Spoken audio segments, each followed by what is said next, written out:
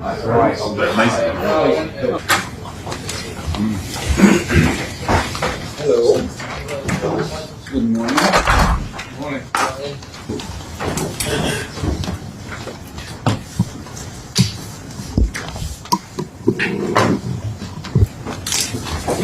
Okay. Morning, everyone. Thanks for coming. Stick to our usual format. We'll do broadcast section first, and then we'll move on to an embargoed daily section straight after that. And Jonathan.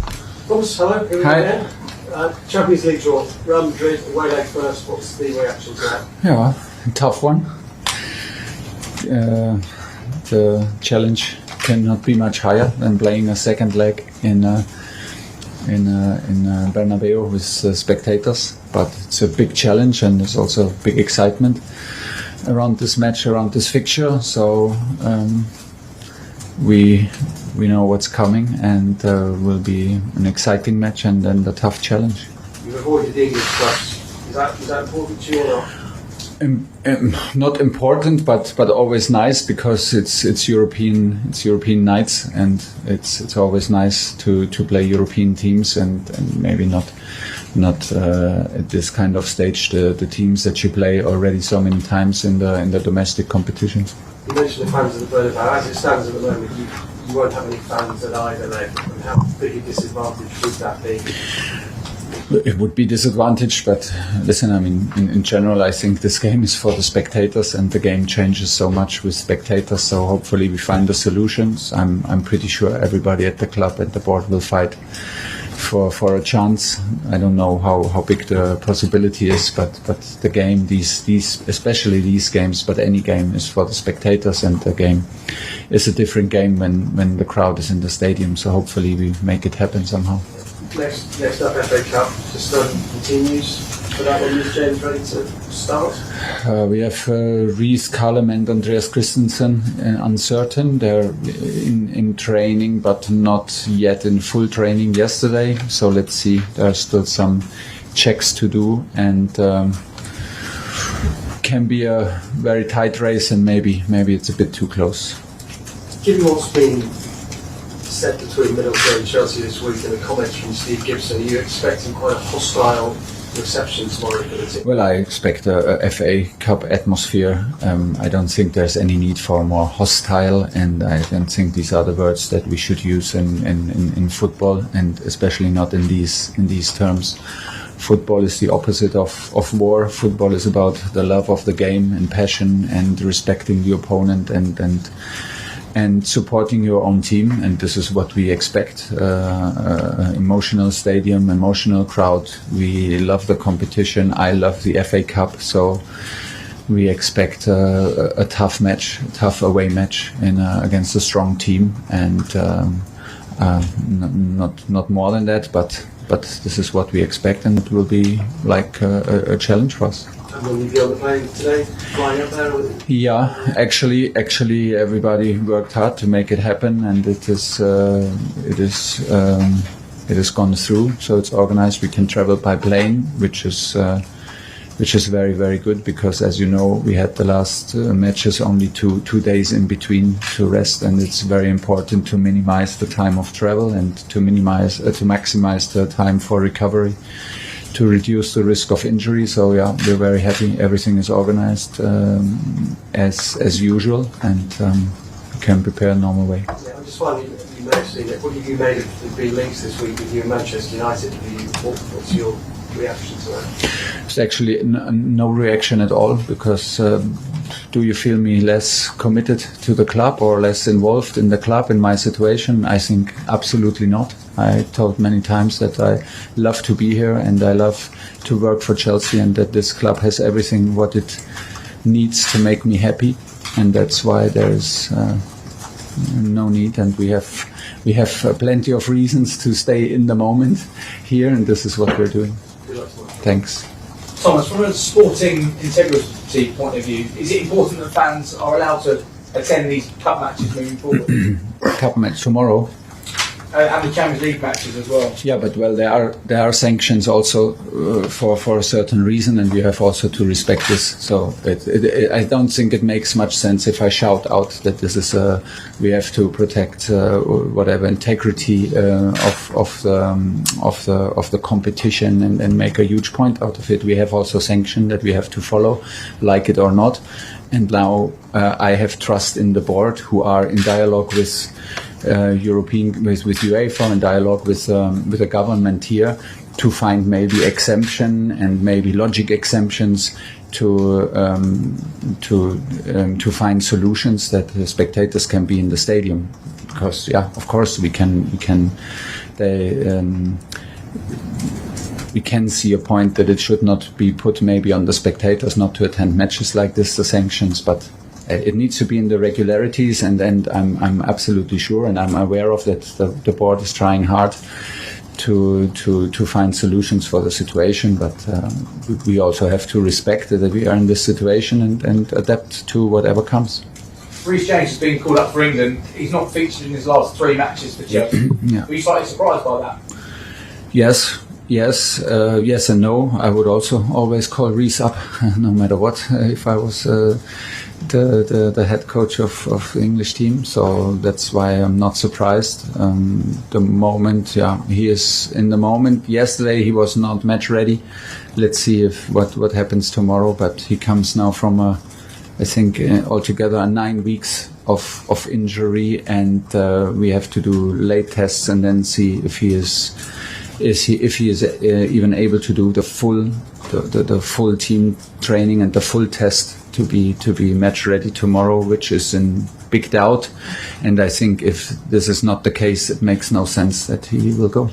Just finally for me, Thomas, the Chelsea Supporters Trust, they call for fans to be given more representation on the board when the takeover takes place. Is that something you welcome? Because in Germany, of course, you've got the 50+1 rule, which seems to go down quite well. Yes, but I think like for every situation and for every how do you call it? For every structure is a pro and there are cons.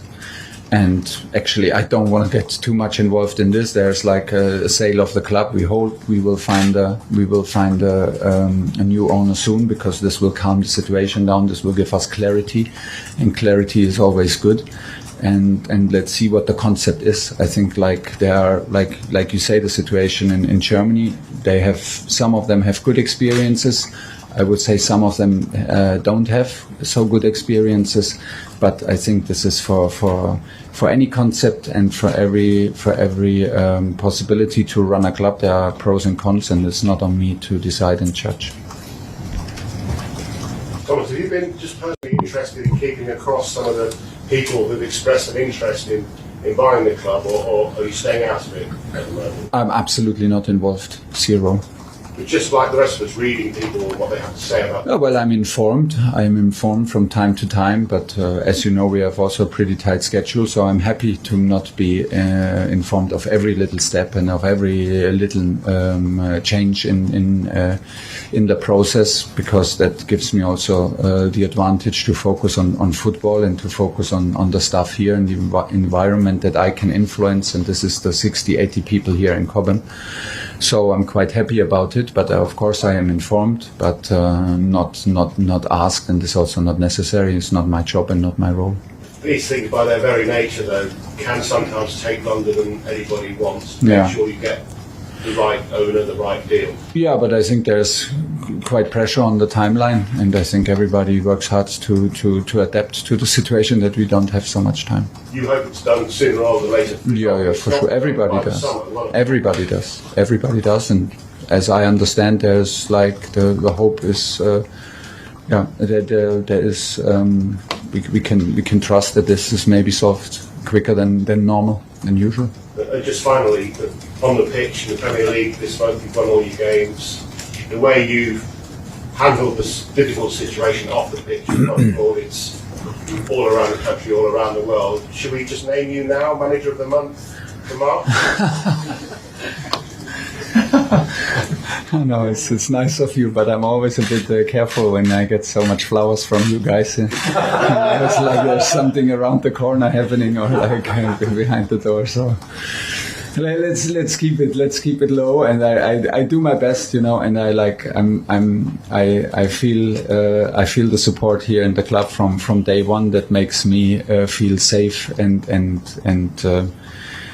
then I do my best to play my role and push things forward. But thanks. Antoine? Thomas, knowing the history of Chelsea's managerial changes over the years, when you joined, did you ever imagine that the ownership would probably change before you left? No, absolutely not. Could not have imagined that. That was absolutely out of any range of possibilities. And that's why it makes you aware. You cannot plan your life. It will always catch up with you. Reality will always catch up with you and put your plans to bed. And you have to make new plans, or it makes you aware that you have to live in the moment, enjoy the moment. That was actually how I told you, like what I did from the very beginning when I stepped in, because it was so short notice. Next day was a match, 3 days later was a match. Like it was lockdown from Corona, travel restrictions. So I was more or less living in a hotel, like with my three friends and 3 staff members, and we were actually living like life on a daily basis, and it was like also pretty enjoyable. And now again in completely different circumstances. That's what we do, and it just, like I said, shows you don't plan too far ahead and enjoy the moment and be the best you can be in the present and right now, and this is what we try. I know you said you won't have any role in choosing the ownership, but you are an employee of the club. So in terms of the next owner, what kind of attributes would you like to have for the next one? Actually, I am an employee, and that's why I'm ready to play my role, and I'm ready to adapt, and let's see what's coming. I mean, it's uncertain times, and uncertainty can create sometimes for some people fear, or like uncertain feelings is absolutely normal. But we can also trust. We can also trust in what we have, in the culture of the club, and in what we have here in Cobham, in the quality of support, quality of the group. So we can trust in that. And trust for a good outcome. This is what we do. We stay positive, and hopefully it will come like this. But it makes not so much sense to reflect about the role, that how it might change of a new owner, because the new owner is not here. The ideas are not set out. We don't know what's coming. So let's cross the river when we're at the bridge, and we are right now not at the bridge. Are there any attributes you think they should have, regardless of owner or ownership? Or hopefully they love winning. That would be a big plus. Okay, we need to start wrapping up this session, so we'll do Nick and then Simon.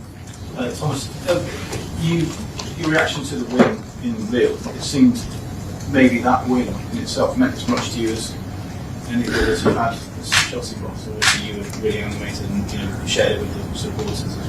Yeah, it was a very special moment, because there were so many supporters there, and it was like these discussions if they should be allowed in or not, and then they are there and they take the travel and they see us in the fighting spirit that we maybe did not play our most beautiful game there. Maybe it was also not possible, but we found a way to win, and we found a way, I think, again to transport the energy up into the stands. So when I came out for the interviews, they were still there and cheering. So it was a very in this moment it was very special, actually. But I'm not judging the games over other games or the results or the feelings, but the moment felt very, very good, because it is, if you sign for Chelsea, if you work for Chelsea, I demand simply like to finish in the top 4 and to be in the quarterfinal. So this makes you, and I know how hard it is. I know how hard it is to be in the top 4, and maybe for everybody else, and can see, but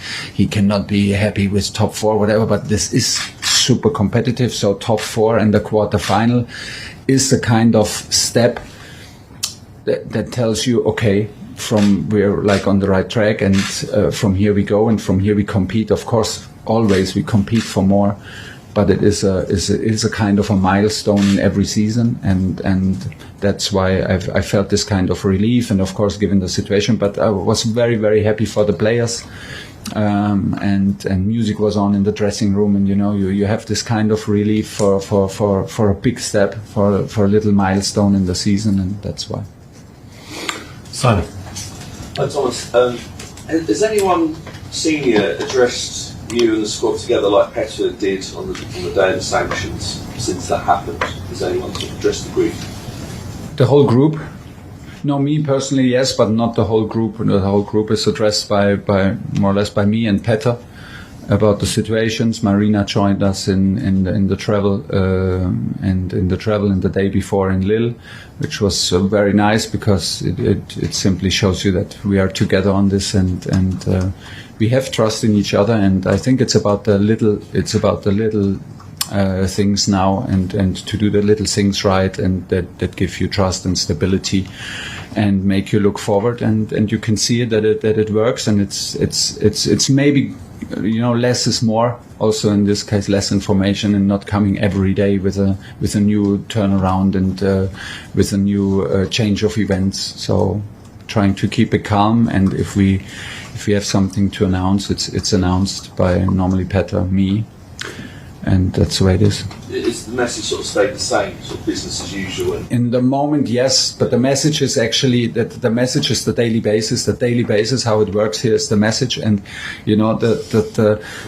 it's maybe more important to that the players feel it and see it, that we still managed a way to organize the match day routine and the match day -1 today, the travel routine, as normal as possible, and they will not feel a difference today. And that's, I think, the important sign, because you can talk a lot about nothing will change when suddenly you go on the bus or you go on the coach and you drive 6 hours to the game. You can tell them nothing will change, but everything changes. So it's better the other way around, that we work hard and not involve the players too much what's going on, but we take the responsibility with the organization team, with the board, try to work hard on the things to make it as comfortable and as normal for the players as possible, so they can stay in the process of staying focused, of focusing on the match, and of staying in their routines. That's what I wanted to say. And I appreciate the summer transfer windows, perhaps not the top of your priorities right Absolutely now. not. But are you concerned that whilst this delay of the new owners is going on, that your rivals may be making ground on perhaps players you were thinking? You can see it that way, but still,